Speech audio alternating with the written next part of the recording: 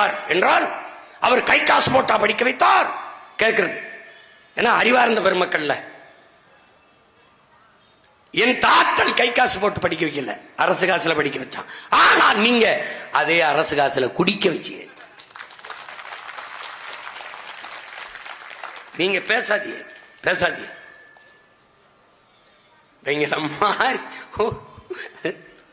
தமிழ் தென்றன் ஒருத்தர் இருந்தார். தமிழ் தென்றல், தென்றல் போல பேச்சு எழுத்து எல்லாவற்றிலும். தொழிற்சங்கம் ஒன்று. அதுக்கு முன்னாடி பாரு சிங்கார வேளர்னு ஒரு பாட்டை இருக்கான் நமக்கு, சிங்கார வேளர்னு. அவன் தான் இந்த மண்ணிலே பொது உடைமை சித்தாந்தத்தை கொண்டு வரான். அவன் தான் ஐயா ஈவேராவுக்கு முன்பு சாதி மறுப்பு, பெண்ணிய உரிமை, கடவுள் மறுப்பெல்லாம் கொண்டாந்து வைக்கிறான். எல்லாம் கவனிக்கணும். இந்த சாதிய ஒழிப்பு அவன் சொல்றான், உலகத்திலேயே எங்கும் இல்லாத சாதிய கட்டுமானம் இந்தியாவுக்குள்ள தாண்டா இருக்குங்கிறான். இதுக்கு ஒரே வழிதான்டா இருக்கு, கலப்பு மனம் சாதிய ஒழிக்காதரா, அது மட்டும் ஒழிக்காது. அப்ப என்ன பண்ணும், பொருளாதார ஏற்றத்தாழ்வுகளற்ற சமநிலை வரணுங்கிறான்.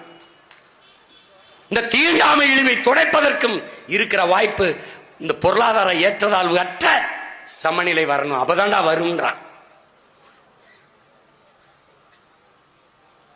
அவன் தான் தொழிலாளர் என்று ஒரு கூட்டம் இருக்குன்னு இந்தியாவுக்கே காட்டிய பெருந்தகை நம்முடைய பாட்டனார் சிங்காரவேலர் தான். யார்? நம்முடைய பெரியார்.